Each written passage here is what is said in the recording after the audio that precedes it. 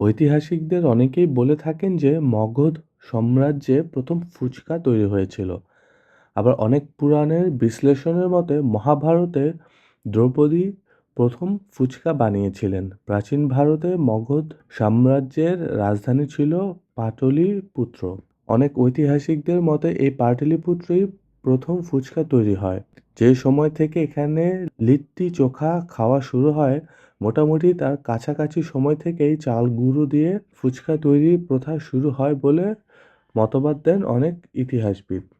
তবে যিনি প্রথম ফুচকা তৈরি করেছিলেন সেই রাঁধুনির নাম ইতিহাসের পাতা থেকে মুছে গেছে। ভারতে ফুচকা বা গোলগাপ্পা জিনিসটা বিভিন্ন উপাদান দিয়ে তৈরি করা হয়।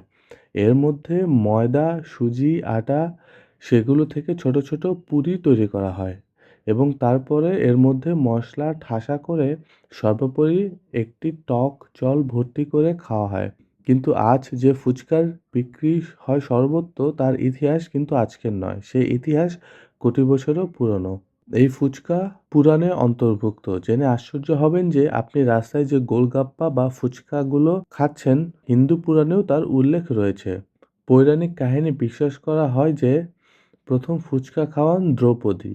শুধু তাই নয়, তিনি ফুচকা খাইয়েছিলেন পাণ্ডবদের। কথিত আছে পাণ্ডবরা যখন নির্বাসনে ছিলেন তখন বাড়িতে খুব কম খাবার ছিল।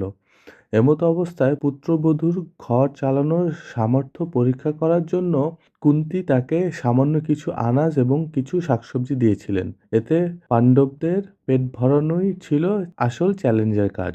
এমতো অবস্থায় দ্রৌপদী সেই সময়ে ফুচকা বানিয়ে পাণ্ডবদের পেট ভরিয়েছিলেন। 400 বছরের আগের এই ইতিহাস যদি আপনি বিশ্বাস নাও করেন, তারপরও আরও একটি মতবাদ রয়েছে। সেই ব্যাখ্যা অনুসারে এ এটি মগধ যুগের সাথে সম্পর্কিত একটি খাবার। এটি ভারতে ৩ থেকে ৪০০ বছর আগে মগধের রাজা তৈরি করেছিলেন, যা ভারতে বিভিন্ন নামে পরিচিত হয়। ধারণা করা হয় এই ফুচকা নামটি ফুচকা খাওয়ার সময় ফুট বা ফুটে ওঠা শব্দ থেকে এসেছে। মচমচে পুরীর ভিতর ডাল, টক পানি ভরে খাওয়া হলে যেভাবে পুরিটি মুখে ফেটে যায়, সেই শব্দ বা অভিজ্ঞতা থেকেই ফুচকা নামের উদ্ভব হয়েছে। ভারতের অন্যান্য অঞ্চলে এই খাবারটি গোলগাপ্পা বা পানিপুরি নামে পরিচিত।